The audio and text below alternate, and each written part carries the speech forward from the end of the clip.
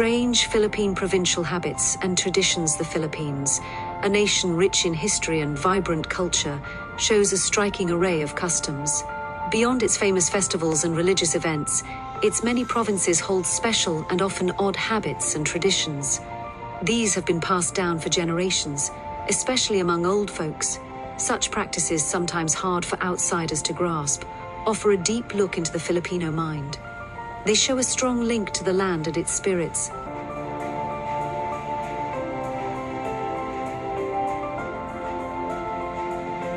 We will explore some of the most unusual yet common habits and traditions found in Philippine provinces. We will see where they came from and what they mean culturally. From old beliefs that steer daily life to community rituals that tie folks together, these quirks paint a clear picture of Filipino identity. We'll learn their roots and how they still shape the lives of locals, especially the wisdom held by their elders. Get ready to be fascinated by the hidden cultural jewels of these provinces. Ancient wisdom, superstitions and beliefs in rural Philippines. Deep-rooted superstitions and folk beliefs truly guide the daily lives of people in Philippine provinces. These ideas often come from old animism, mixing later with Catholic faith. Locals often live by these ancient rules. They shape their choices and how they see the world around them. Bal Yen, common taboos and their origins. Many specific don'ts are still followed in rural Philippines. For example, people often say you should not sweep the floor at night. This is to avoid sweeping out good fortune. Singing while cooking might lead to you marrying an old widower, some say. Or, stepping on a house's threshold is a big no-no, as it could disturb spirits living there. These rules aim to ward off bad luck or bring good fortune. The power of the oración and albularios. Folks in the provinces often trust in oración, which are special prayers or chants. They use these for healing to get protection, or even, some claim, to cause harm. Albularios, or traditional healers, play a big role too. Their methods include using herbal medicines and spiritual rituals. They often treat sicknesses believed to come from spirits, like Encanto. These healers bridge the physical world with the unseen. Prophecies and omens, reading the signs. Beliefs about omens are strong. The call of certain birds, like the tikbalang, can signal bad luck. Dreams often hold hidden meanings about future events. Even the sudden appearance of specific insects, such as a black butterfly, might be a sign of a relative's death or bad news. People interpret these signs carefully. Such readings can influence everything from when to travel to when to plant crops. Community bonds, shared practices and rituals, at communal traditions. They show how people help each other in provincial towns. These practices build strong social connections and mutual support among neighbors. Bayanihan, the spirit of collective effort. Bayanihan is all about community unity and working together. It's more than just people carrying a house.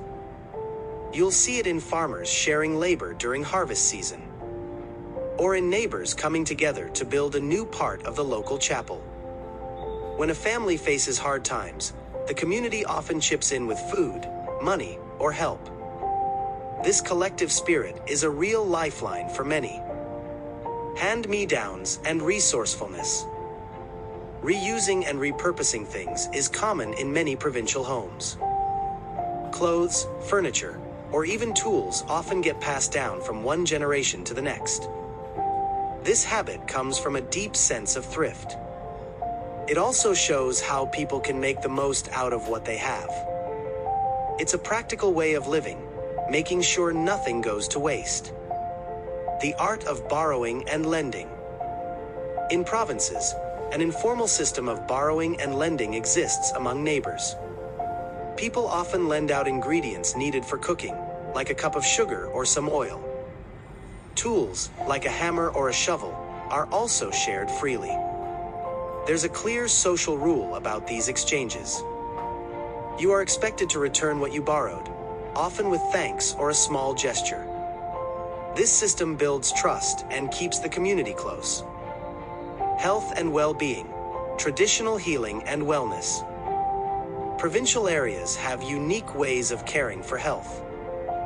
They often use natural remedies and old diagnostic methods. These approaches have been used for centuries. Herbal Medicine Cabinet, Home Ground Cures. Many indigenous plants and herbs serve as the local medicine cabinet. Lagundi leaves are boiled for coughs and colds. Sambong is used for kidney issues.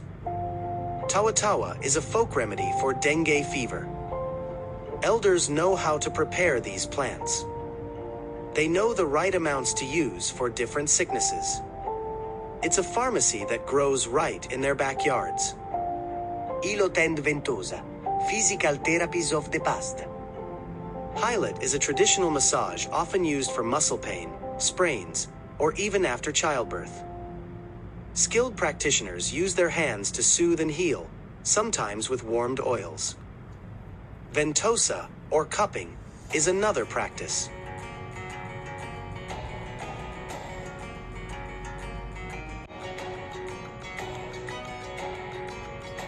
Heated cups are placed on the skin to create suction. This is thought to improve blood flow and ease pain. Many believe these methods can help the body heal itself. Diet and longevity, provincial food wisdom. The traditional provincial diet often includes simple, fresh foods. Many eat lots of leafy greens and root crops grown locally. Fermented foods, like burong isda, fermented fish, are also common. These are thought to aid digestion. Eating fresh, seasonal produce, often cooked simply, is believed to help people live long, healthy lives. Their food wisdom focuses on what nature provides. Celebrations and customs, unique festivities and observances. This part looks at special traditions and rituals in the provinces. These are often tied to life events and local celebrations, some not well known. Naming conventions and blessing ceremonies. Children in the provinces often have unique ways of getting their names or blessings. Some families might name a child after a saint whose feast day falls near their birthday. Others might choose names linked to ancestors or local heroes. Blessing ceremonies often involve special prayers by elders or the local priest. Sometimes, tiny amulets are given for protection. These customs connect new life to family and community heritage. Courtship and marriage rituals.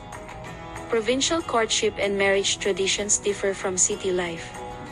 Parents usually have a big say in who their children marry. Some areas still practice pamamanhikan. This is when the groom's family visits the bride's family to formally ask for her hand. Wedding customs can include a sabit ritual, where money is pinned on the couple's clothes, symbolizing well wishes. These rituals are very much about families coming together. Death and mourning, lasting respects. Customs around death and mourning in the provinces are distinct. Wakes can last for many days, with families and neighbors staying together to keep vigil. Prayers, often led by elders, are common throughout the night. Some believe the departed soul needs specific rituals to pass on peacefully. For instance, the coffin might be rotated after a few days, the enduring legacy of provincial traditions. The unique habits and traditions of the Philippine provinces show a deep well of cultural richness.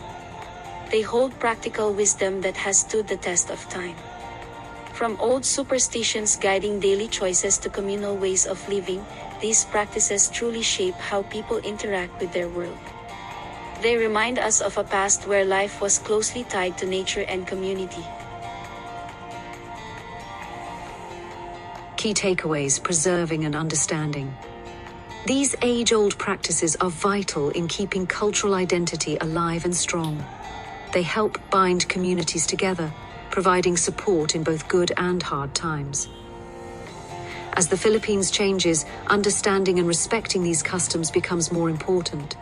We should appreciate the lessons and values they offer. Learning about them helps us see the soul of the Filipino people.